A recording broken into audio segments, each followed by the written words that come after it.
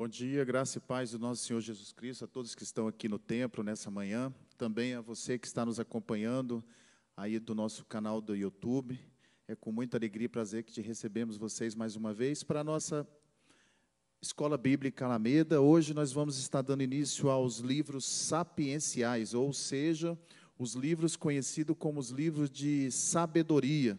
Propriamente dito, são os livros de Jó, Salmos, livros de Provérbios, Jó, Salmos, Provérbios, Eclesiastes e Cantares de Salomão.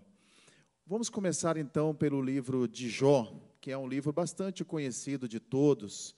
É um livro que fala a respeito do sofrimento de um homem que eu acho que não encontramos em nenhum outro lugar na Bíblia, um homem que tenha sofrido tanto como o homem chamado Jó. E essa palavra de Jó significa no hebraico perseguição, ou pode significar também o perseguido. Então, o título desse livro, Jó, significa o perseguido. O autor relata uma época na vida de um homem, que é o próprio Jó, em que ele foi bastante testado. Mas não só a questão do livro de Jó, ela não vai conter somente o fato de Jó ter sido testado por Deus ou das questões ligadas ao sofrimento de Jó. Mas também nós vamos ver no livro de Jó a manifestação do caráter de Deus. Isso é bastante interessante, é um fator bastante importante para o nosso aprendizado nessa manhã. Porque quando nós falamos de Jó, normalmente nós lembramos das perseguições, das lutas que ele sofreu, de todo o sofrimento que ele passou. Mas nós também vamos ver ali a manifestação do caráter de Deus, o que é de suma importância também.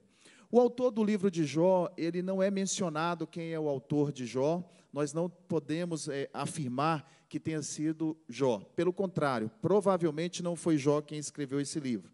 Existem as teorias que dizem que pode ter sido Moisés ou Salomão, são cogitados para ter escrito esse livro de Jó, devido à semelhança com os outros escritos de Moisés e de Salomão. Mas também não é certo dizer, se afirmar que eles sejam escritores de Jó. O cenário e o contexto acontece lá desde o começo. Vamos abrir as nossas Bíblias em Jó, capítulo 1. Eu vou ler os versículos de 6 a 12. Jó 1, de 6 a 12. Começa com uma cena no céu, de uma disputa entre Deus e Satanás pela vida de Jó. Lá no primeiro capítulo, Jó 1, de 6 a 12. Diz assim a palavra do Senhor. Ora, houve um dia em que os filhos de Deus vieram apresentar-se diante do Senhor.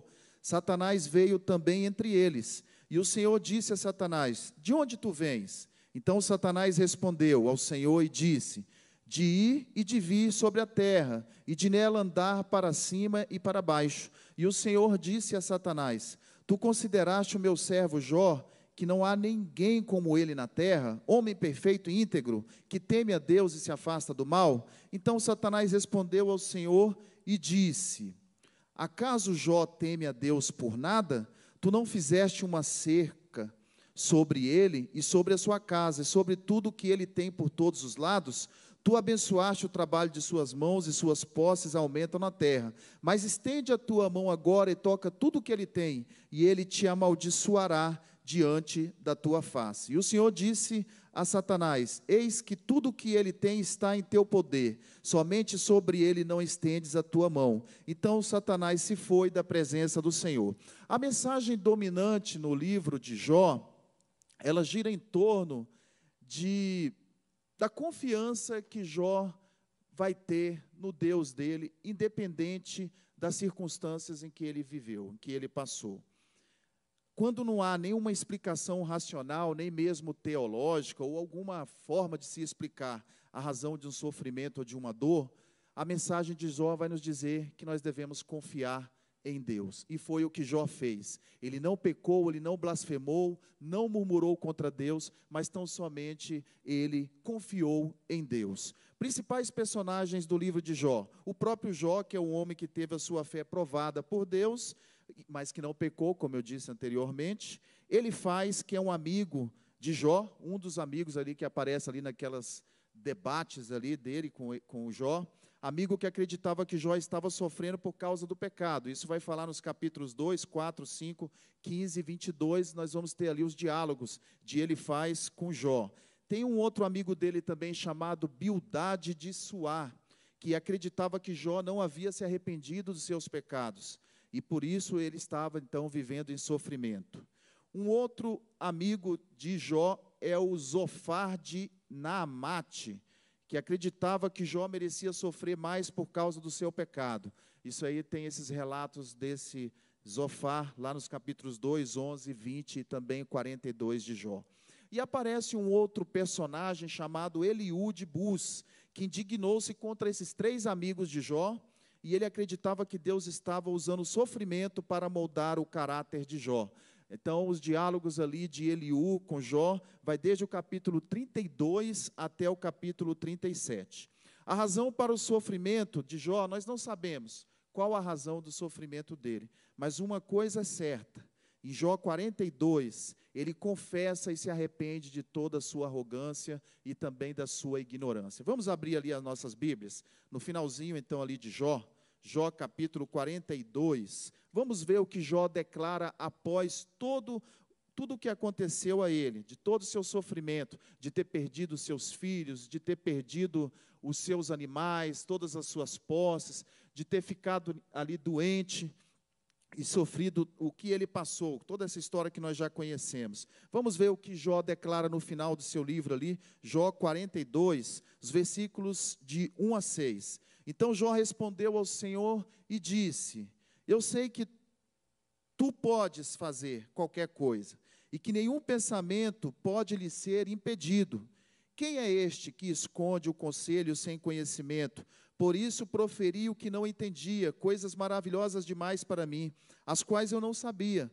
Ouve, eu te suplico, e eu falarei. Exigirei de ti, e tu declara-te a mim.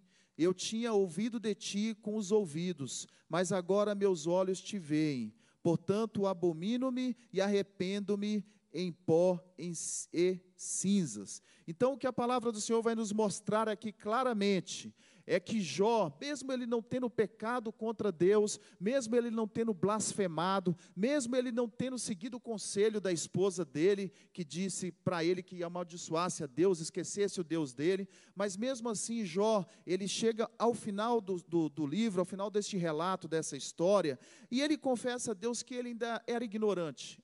Anteriormente a ele ter passado por tudo que ele passou, ele diz para o Senhor que ele não tinha o conhecimento direito, que ele era ignorante de algumas coisas, e por isso ele se arrepende, confessa da sua arrogância, e ele se arrepende do que ele era. Então ele entende, depois de tudo que ele passou, de todo esse sofrimento, que ele só conhecia Deus de ouvir falar, mas depois que ele passa pelo que ele passou, toda a experiência que ele viveu, então ele entende agora que os olhos dele passaram a ver, passaram a enxergar verdadeiramente Deus, como ele não enxergava antes. Isso é o que acontece quando nós vivenciamos as nossas experiências com Deus, quando nós passamos pelas lutas, pelos nossos sofrimentos aqui neste mundo, devido às nossas falhas e limitações, devido aos nossos sofrimentos, que independente da origem que venha o sofrimento que nós passemos, que viemos a passar, não sei se por uma dificuldade nossa, ou por alguma perseguição, independente, ou se esse sofrimento vem do maligno, não importa qual a origem dos sofrimentos da nossa vida. O importante é nós entendermos a lição que Jó nos deixa, de que nós precisamos confiar no Senhor em todos os momentos, independente das lutas e das dificuldades, e que as experiências e os sofrimentos vêm para nos amadurecer e para nos levarem não para mais longe, mas para mais perto de Deus, e é essa a finalidade das lutas e provações na nossa vida. A sua retidão, ela é exaltada, a retidão de Jó, ela é exaltada lá no livro do profeta Ezequiel.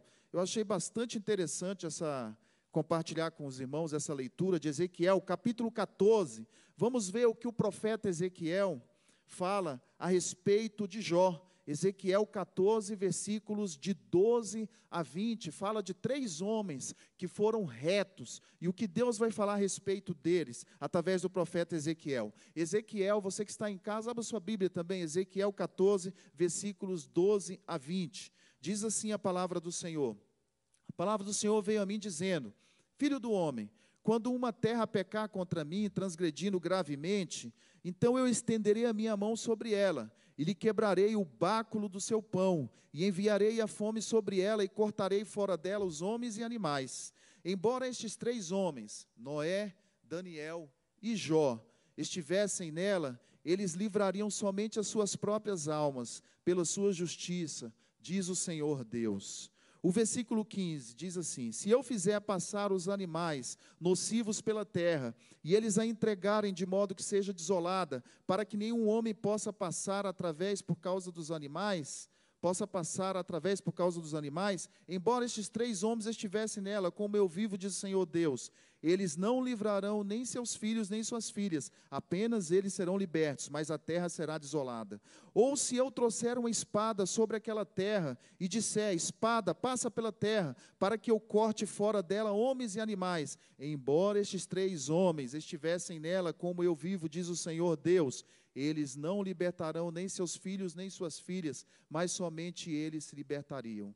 Ou se eu enviar a peste àquela terra, e derramar a minha fúria sobre ela em sangue, para cortar fora dela homens e animais, ainda que Noé, Daniel e Jó estivessem nela, como eu vivo, diz o Senhor Deus, eles não libertarão nem filhos e nem filhas, mas libertarão suas próprias almas pela sua justiça. Essa palavra é algo muito interessante para entendermos como Deus olha para Jó, o que ele vê em Jó.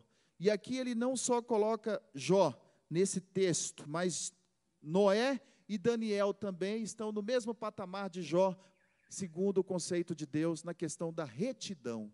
Deus está dizendo aqui para o profeta Ezequiel: ainda que eu derrame uma praga sobre a terra, ainda que ela fique desolada, ainda que eu mate todos os seres, todos os animais, todos os homens, todas as mulheres, esses 3 homens, se eles estivessem nessa terra, tanto Noé, quanto Daniel, quanto Jó, eles permaneceriam vivos, porque eles são homens considerados retos por mim. Era o que disse o Senhor ao profeta Ezequiel. Então nós podemos ver aqui que aos olhos de Deus, Jó é um homem considerado um homem justo e reto, assim como foi também Noé e Daniel. Vamos então agora na nossa sequência, saindo agora do livro de Jó, vamos para Salmos, dando continuidade nos livros sapienciais, Salmos que são conhecidos como o livro dos louvores. Eu te convido a abrir as suas Bíblias, Salmos capítulo 1, vamos ali no primeiro. Alguns teólogos dizem que não devemos chamar esses salmos aqui de capítulos, né? Porque o salmo é como se fosse um cântico individual, cada salmo é um cântico individual. E aí, então, não seria muito adequado chamar Salmo capítulo 1, Salmo capítulo 2, ou Salmo capítulo 3, ele não é chamado de Salmo, isso aí é apenas um detalhe, de capítulos, né? Isso é apenas um detalhe. Então, alguns teólogos dizem que nós temos que chamar Salmo 1, Salmo 2, e seguindo os versículos como os outros capítulos da Bíblia. Então, no Salmo 1, vamos ver o que a palavra do Senhor nos diz. É o começo do cântico individual. O cântico de salmo vai ser um cântico individual ou algumas vezes até um cântico coletivo, porque ele é proferido por várias pessoas. Depois nós vamos ver lá mais à frente o salmo, por exemplo, de peregrinação. Ele era uma adoração feita por vários judeus ao mesmo tempo, mas ele pode ser então tanto coletivo, a adoração do salmo, mas também individual. E o salmo primeiro vai nos dizer assim: abençoado é o homem que não anda no conselho do ímpio, nem fica no caminho dos pecadores, nem assenta na cadeira dos escarnecedores, mas o seu prazer está na lei do Senhor, e na sua lei medita de dia e de noite. E ele será como a árvore plantada junto a rios de água, que geram seu fruto em sua estação, sua folha também não murchará, e tudo aquilo que ele faça prosperará. Os ímpios não são assim, mas são como a palha que o vento lança para longe. Portanto, os ímpios não ficarão de pé no juízo, nem pecadores na congregação dos justos, porque o Senhor conhece o caminho dos justos, mas o caminho dos ímpios perecerá. O interessante agora, entrando aqui nesse livro sapiencial de Salmo, é que os salmos eles são construídos conforme a poesia hebraica. E a poesia hebraica ela não é como a nossa poesia. A poesia hebraica ela não segue uma lógica de rima, mas a poesia hebraica, ela traz principalmente uma construção de ideias. Então, todos os salmos vão trazer algum tipo de pano de fundo, construindo alguma ideia a respeito, seja da criação, seja a respeito da história dos hebreus, dos israelitas. De alguma forma, os salmos, eles constroem ideias. E nós vamos ver alguns tipos de salmos ali daqui a pouco, que nós vamos trazer para vocês, para o entendimento, que são essas ideias que os livros de salmos trazem, né? Autores, são mais ou menos 7 compositores que escreveram o livro de salmos. Um deles é Davi. Davi, ele escreveu pelo menos 73 dos 150 salmos. Os filhos de Corá também escreveram 10 salmos. Asaf, 12 salmos. Salomão escreveu 2 salmos. O Salmo 72 e o 127 foram escritos por Salomão. Moisés escreveu um salmo, salmo de número 90, foi escrito por Moisés. E nós temos aí aproximadamente 50 salmos com escritores e autores anônimos, que não podemos definir quem são os seus autores, seus escritores. Como eu disse, o cenário dos salmos, onde acontecem os salmos, são os atos de Deus na criação e na história, e também na história de Israel. Geralmente o salmo está mencionando esse tipo de cenário, está dentro desse tipo de cenário. Curiosidade bastante importante a respeito dos salmos. O Salmo 117, ele está no meio da Bíblia, justamente no meio da Bíblia. E o Salmo 119 é o maior de toda a Escritura. Eu não sei se alguém já leu o Salmo 119, mas eles têm bastante versículos. A gente gosta até de brincar, né, a respeito do Salmo 119, quando a gente fala que quer fazer uma leitura breve, brincando, né, a gente já vamos ler o Salmo 119, mas na verdade não dá para fazer tão breve, porque ele tem bastante versículos, o Salmo 119. Vamos lá, personagens principais dos Salmos. O personagem principal mesmo dos Salmos é Davi. Ele é o rei de Israel, chamado pelo próprio Deus, conforme nós falamos na aula passada, o homem segundo o coração de Deus. Davi, além de ter escrito diversos salmos, ele é mencionado em grande parte dos salmos. Por isso nós podemos considerar que o rei Davi é o principal personagem do livro de Salmos. Tipos de salmos. É importante nós entendermos também que os salmos, eles manifestam o caráter de Deus, porque ali, conforme eu disse, né, conforme a intenção do autor, conforme o pano de fundo do salmo, do que está escrito ali no livro de Salmos, ali Deus quer demonstrar o seu caráter, seja a sua justiça, seja a sua misericórdia, seja a sua compaixão. De alguma forma, os salmos, ele vem demonstrar o caráter, manifestar o caráter de Deus. E eu separei alguns tipos de salmos para poder compartilhar com vocês nessa manhã. O primeiro deles é o salmo que é um lamento individual ou um lamento comunitário. Nós podemos chamá-los assim de lamentos individuais ou comunitários. Conforme eu disse lá atrás, os salmos podem ser uma manifestação individual ou de uma comunidade, de um coletivo de pessoas. E o salmo que expressa um lamento individual ou de uma comunidade, ele expressa a necessidade da libertação. É uma situação em que, de alguma forma, o seu escritor está manifestando o pedido de misericórdia a Deus, que Deus venha libertá-lo, venha guardá-lo de seus inimigos. Nós podemos ver o exemplo lá em Salmo 3. Vamos abrir ali em Salmo 3. Salmo de número 3, é um salmo de Davi, que ele tem como título quando ele fugia de Absalão, seu filho. Davi estava sendo perseguido pelo seu próprio filho, porque o seu filho queria tomar o seu trono. Salmo 3 é um salmo de lamento individual aqui nesse caso. Davi está lamentando, pedindo a Deus misericórdia. Olha os primeiros versículos. Senhor, como aumentaram aqueles que me perturbam? Muitos são aqueles que se levantam contra mim. Há muitos que dizem da minha alma, não há salvação para ele em Deus, Selá. Mas tu, ó Senhor, és um escudo para mim, a minha glória e o exaltador da minha cabeça. Quando Davi está aqui clamando a Deus pela misericórdia de Deus, pedindo a Deus o livramento, que ele precisava ser livre do próprio filho que estava perseguindo para matá-lo, então Davi, ele declara esse salmo. Davi, ele pede misericórdia a Deus. Ele se lamenta e pede a Deus, Senhor, me guarda, me livra, me sustenta.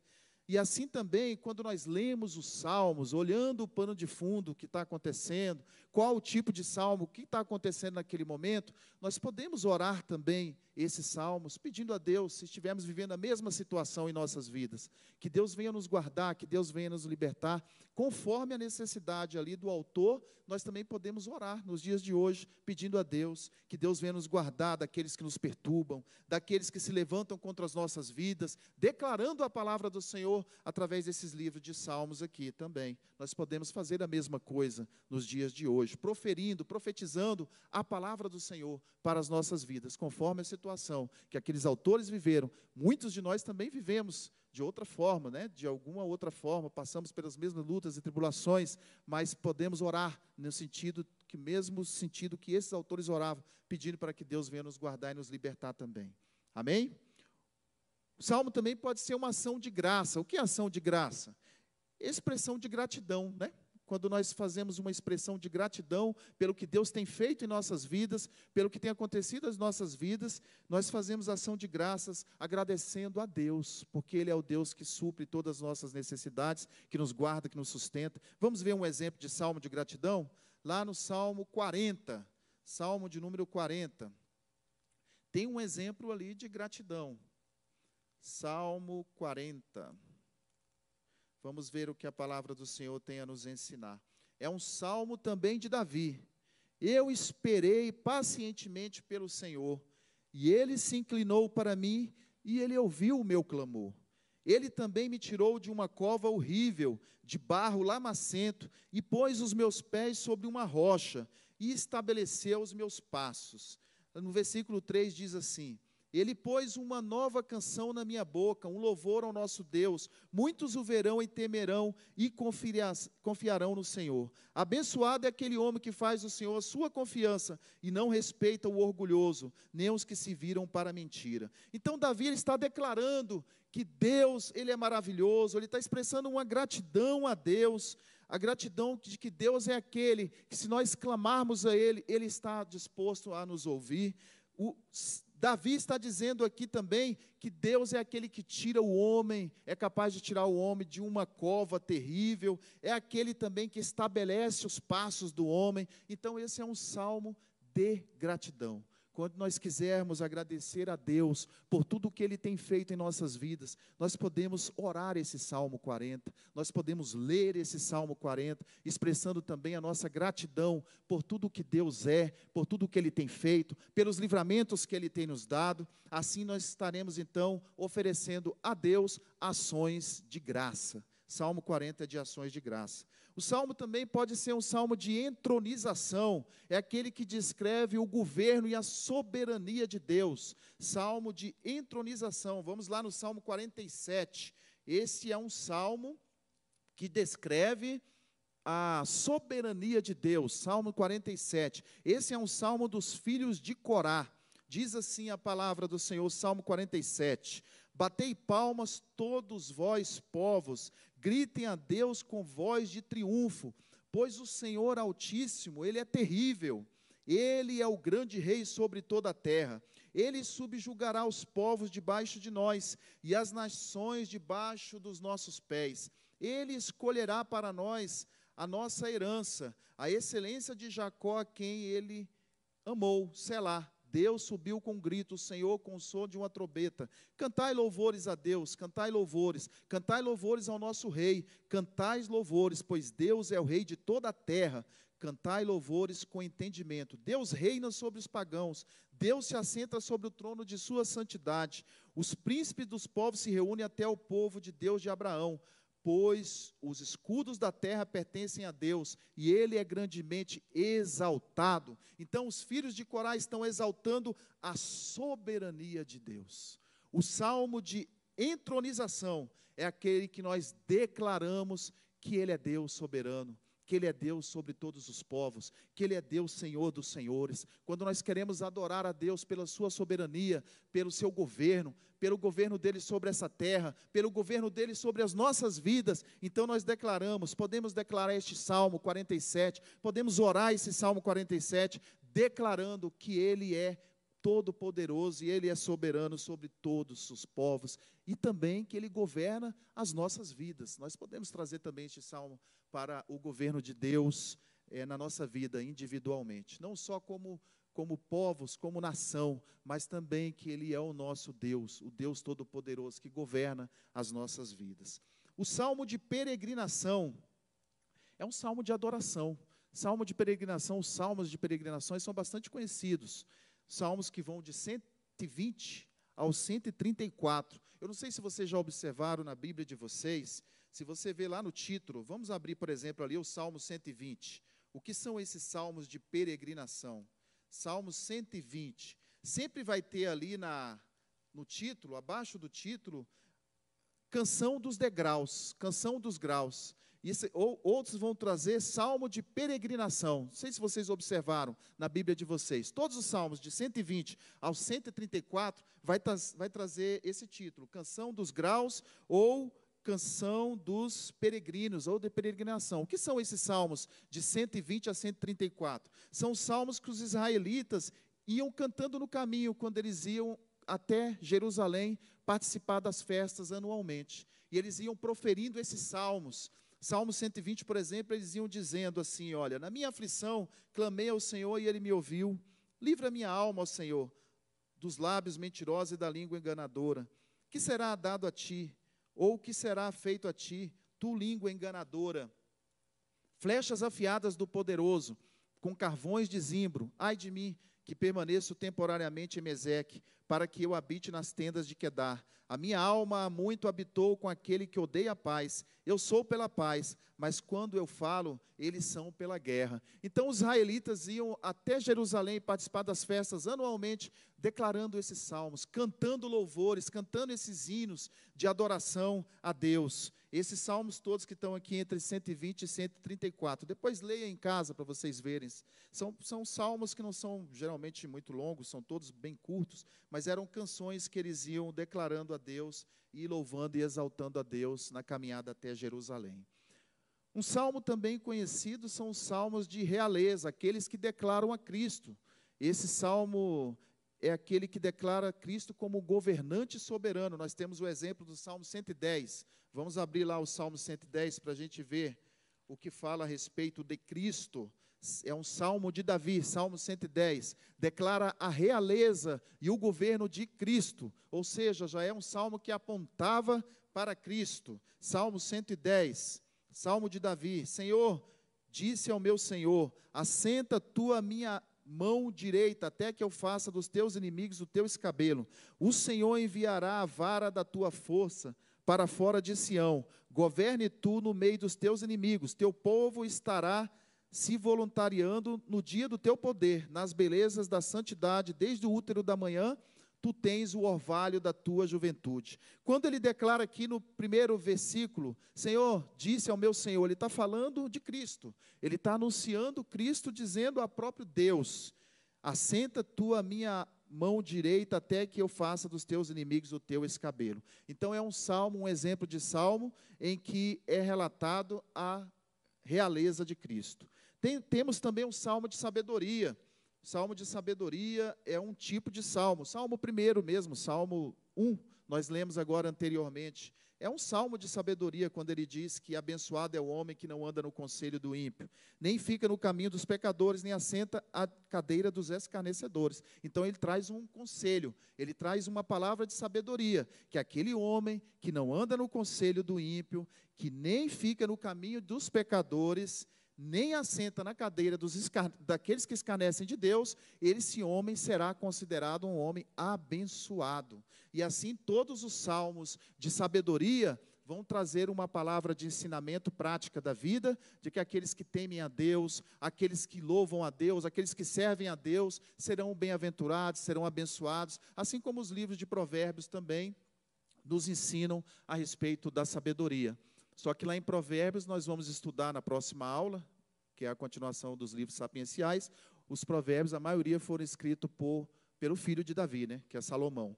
Também provérbios são palavras de sabedoria para as nossas vidas. Mas existem esses salmos, como esse salmo primeiro, que é um salmo de sabedoria. E por último, salmos que invocam a ira e a justiça de Deus. até mesmo algumas vezes, salmos que declaram o castigo de Deus. Vamos lá no Salmo 109, voltando para lá mais à frente. Salmo de número 109, o escritor vai clamar pela ira de Deus e o castigo de Deus. E ele está clamando para que Deus faça justiça, ele está clamando pela ira de Deus e o castigo de Deus sobre quem? Sobre aqueles que são os seus inimigos, sobre aqueles que são os seus perseguidores. Salmo 109 também é um salmo de Davi, provavelmente no momento de perseguição, em que ele estava sendo perseguido pelos seus inimigos, pode ser um momento que ele estava sendo perseguido por Saul, ou até mesmo pelo seu próprio filho, mas é um momento que ele está sendo perseguido, e ele pede então a justiça, e que Deus venha fazer a sua justiça, venha derramar o castigo sobre os seus inimigos. Salmo 109, é o que diz lá a palavra do Senhor: não mantenhas a tua paz, ó Deus do meu louvor, pois a boca do perverso e a boca do enganoso estão abertas contra mim. Ele está declarando que a boca do perverso e a boca do enganoso está aberta contra ele. E eles falam contra mim com a língua mentirosa. O salmista Davi está orando, pedindo a Deus justiça, porque ele está sendo perseguido, porque as bocas estão abertas contra ele, mas levando palavras de mentira e de engano. Então ele pede a Deus que Deus faça justiça, que Deus tenha misericórdia. Aí no versículo 3 ele diz assim: eles também me cercaram com palavra de ódio e lutaram contra mim sem causa. Por causa do meu amor, eles são meus adversários, mas eu me dou a oração. Amém? Olha só o que o salmista Davi vem nos ensinar neste Salmo 109. Que ainda que se levantem contra nós, trazendo palavras de ódio, palavras de engano, palavras mentirosas, ainda que sejam palavras que sejam mentirosas, sem causa, nós podemos orar. Aliás, nós devemos orar, fazer oração ao nosso Deus, pedindo que Deus venha fazer a sua justiça. Não vamos buscar a justiça com as nossas próprias mãos. Davi nos ensina muito claramente isso. E ele agiu dessa forma.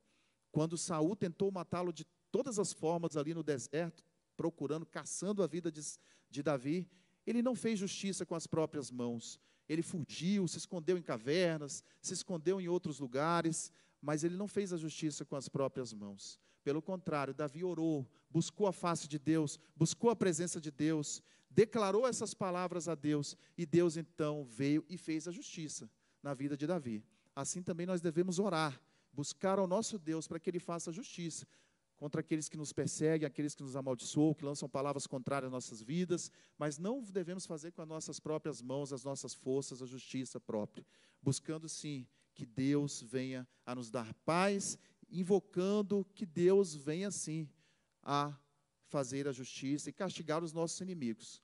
Mas é Deus quem vai fazer isso. É Deus quem vai fazer todas as coisas. E que Ele conhece todas as coisas, Ele sabe o que você já viveu e passou. Então, só invoca Ele, busque a presença dEle. Amém?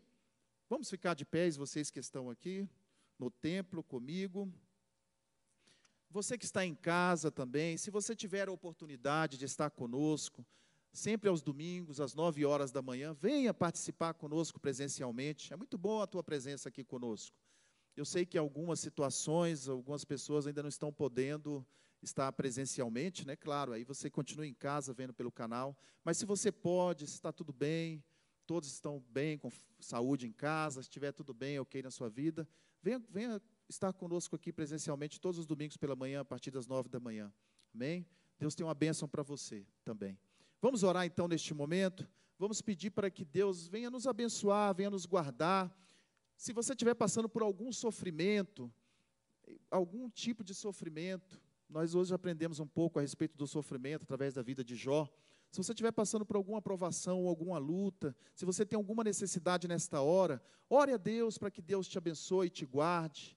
Ore a Deus para que Ele venha trabalhar na sua vida, venha te capacitar a cada dia mais através desse sofrimento.